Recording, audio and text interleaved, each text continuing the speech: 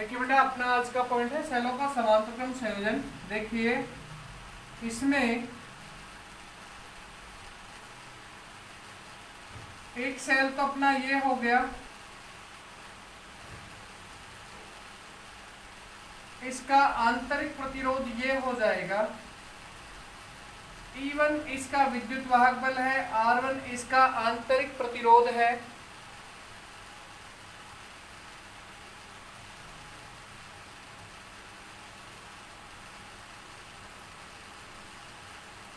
एक सेल हो गया।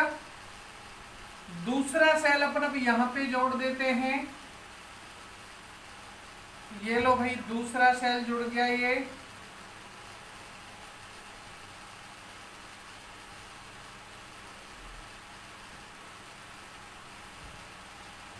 इस प्रकार से और यहां इस प्रकार से। इन संयोजनों को पूरा करने के लिए एक बाह्य प्रतिरोध कैपिटल R को भी लगा दिया और ये अपना सेल पूरा कंप्लीटली संयोजित हो गया।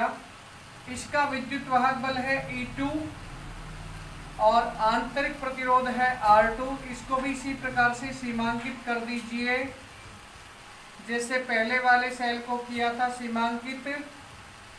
ये लो भाई,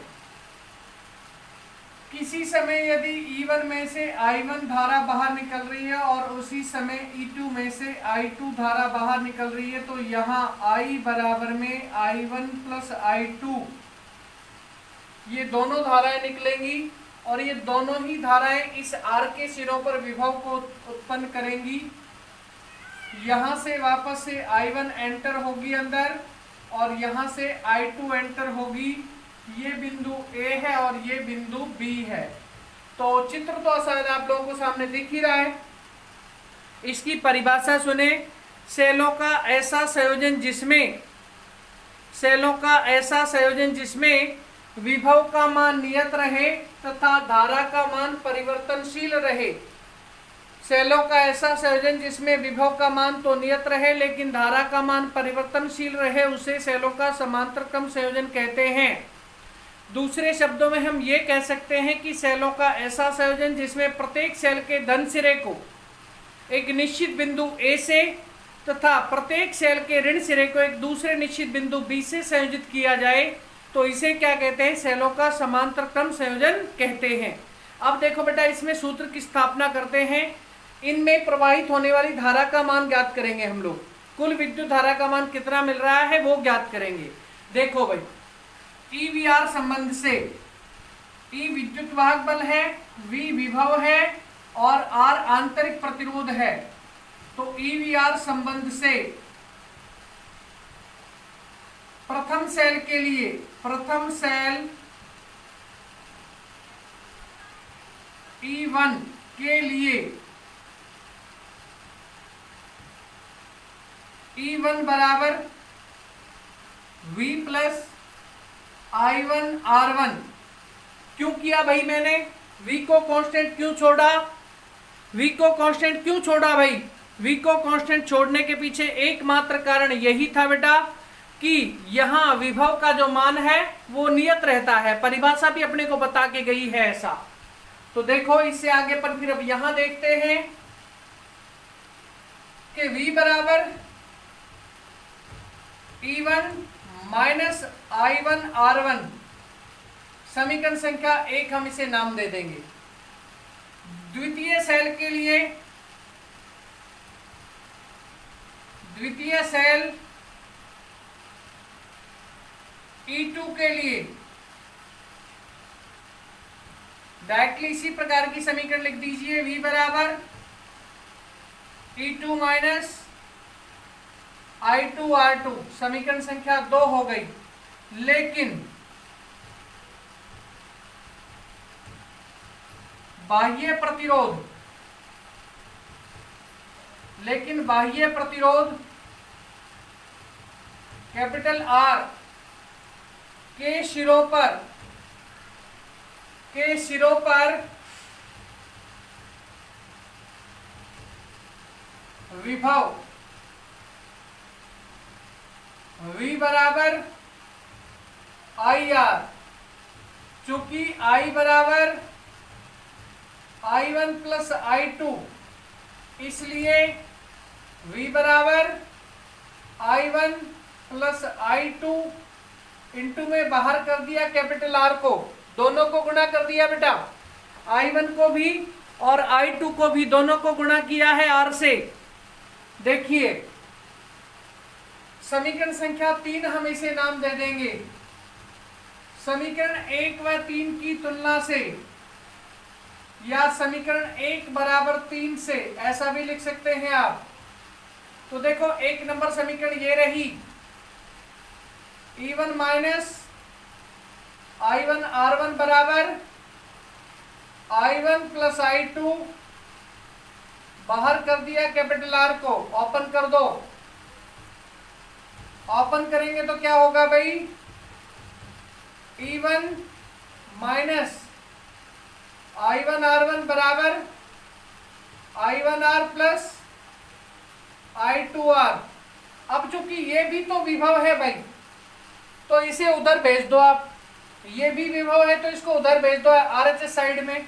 तो E1 बराबर क्या होगा, I1 R plus I2 R plus में I1 R1। समीकरण संख्या हो जाएगी बेटा 4, समीकरण हो गई है 4। इसी प्रकार सेल E2 के लिए, इसी प्रकार सेल E2 के लिए E2 बराबर I1 R plus I2 R plus I2 R2, समीकरण हो गई 5। अब देखो बुक्स में लिखा होता है बेटा समीकरण 4 और 5 को हल करने पर, समीकरण 4 और 5 को हल करने पर ऐसा लिखा होता है बुक्स में, लेकिन अपन ऐसा नहीं लिखेंगे। अपन वो पर्टिकुलर मान बताएंगे, वो पर्टिकुलर तरीका बताएंगे जिसके द्वारा आप इसकी पूरी गणना कर सकें। देखिए इधर थोड़ा सा इसको घुमा लेता हूं मैं, ताकि पूरा बोर्ड मेरे पास आ सके। ये लो बेटा, पूरा घुमा लिया इसको। इससे आगे अपना पॉइंट है I1 की गणना। I1 की गणना देखो, समीकरण 4 गुणा R2 प्लस में R माइनस, इसमें से घटाना है समीकरण 5 गुणा R को। समीकरण 4 में 4 गुणा R2 प्लस R, और इसमें से फिर घटाना है, माइनस का निशान बेटा घटा रहे हैं, समीकरण 5 गुणा R। तो इसके द्वारा अपने को फिर इसका I1 का मान प्राप्त होगा। I1 बराबर E1 R2 प्लस में E1 R minus E2 R upon में R1 R plus R2 R plus R1 R2, और ये समीकरण संख्या होगी अपनी 6। ये आपको मैंने पर्टिकुलर तरीका बता दिया जिसके द्वारा आप इसको ज्ञात कर सकते हैं। इस समीकरण को, समीकरण 4 को R2 प्लस R से गुणा करके और समीकरण 5 को R से गुणा करके समीकरण 4 का जो मान मिले उसमें से समीकरण 5 के मान को घटा लो, तो आपको वो मान मिल जाएगा। कौन सा, I1 बराबर E1 R2 plus E1 R minus E2 R upon में R1 R plus R2 R plus में R1 R2। ठीक है, इसी प्रकार से I2 की गणना इसके लिए क्या करेंगे, समीकरण 5 गुणा R1 प्लस R माइनस, फिर इसमें से घटाएंगे समीकरण 4 गुणा R को। समीकरण 4 गुणा R को हम इसमें से घटा लेंगे। ठीक है बेटा, तो देखिए I2 का मान अपने को ये मिलेगा, I2 बराबर E2 R1 प्लस में E2 R minus E1R upon में R1R plus R2R plus R1R2, ये समीकरण संख्या हो जाएगी 7। इन दोनों समीकरणों को जोड़ करके आप कुल विद्युत धारा का मापन कर सकते हैं, लेकिन मेरे पास यहाँ जगह नहीं बची, इस वजह से मैं क्या करूंगा, अब इसको थोड़ा सा मिटाऊंगा फिर करूंगा बेटा। देखो डस्टर कहाँ है भाई, डस्टर ये रहा, इसको थोड़ा इधर इधर घुमा लेते हैं। अभी मैं इधर से मिटा लूंगा इसको बेटा, या फिर ना मिटाऊं तो यहां पे कर लूंगा, ठीक है। देखिए परिपथ की कुल विद्युत धारा, परिपथ की कुल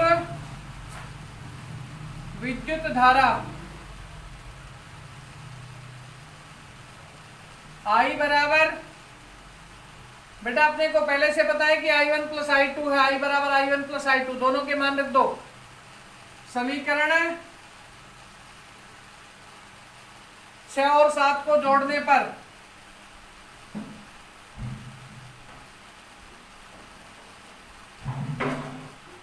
या जोड़ने से I बराबर क्या होगा बेटा, दिख रहा है क्या ये, बताना भाई, दिख रहा है कि नहीं दिख रहा है। ये आपको थोड़ा कम दिख रहा है बेटा, एक मिनट थोड़ा सा और इधर कर लेता हूँ इसे मैं, ये लीजिए थोड़ा सा और इधर कर लिया इसे।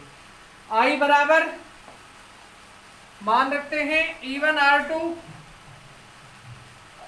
Plus E1R minus E2R upon में R1R प्लस में R2R प्लस में R1R2, प्लस का निशान लगा दो। इसको थोड़ा सा और मिटा लेता हूँ बेटा, यहाँ से चित्र को मिटा लेता हूँ थोड़ा सा, ताकि पूरा पूरा काम आ सके। मैं सोच रहा था बगैर मिटाए काम चल जाएगा, लेकिन मिटाने से भी काम चलेगा बेटा, वैसे काम नहीं चल पाएगा अपना। देखिए प्लस में E2R1 प्लस में E2R माइनस E1R अपॉन में R1R प्लस में R2R प्लस में R1R2। एलसीएम बेटा सेम यही आ जाएगा, तो एलसीएम ले लो। I बराबर R1R प्लस में R2R प्लस में R1R2, इनके सीधे मान यूं के रख दो बेटा, कोई कुछ भी कटिंग वगैरह नहीं करनी, बीच में प्लस है तो चिन्ह भी चेंज नहीं होंगे। तो E1R2 प्लस में E1R माइनस E2R प्लस का निशान, E2R1 प्लस में E2R माइनस E1R। अब देखो बेटा इसमें कुछ कट रहा होगा, एक तो ये कट रहा है E1R, और E1R से ये E1R कट गया, एक ये E2R है और ये भी E2R है, तो ये आपस में एक दूसरे को काट देंगे। तो देखो मान बता दो अब क्या आएगा, इसका मान बता दो अब क्या आएगा। देखो आप इसको थोड़ा नीचे करके दिखा देता हूं मैं। I बराबर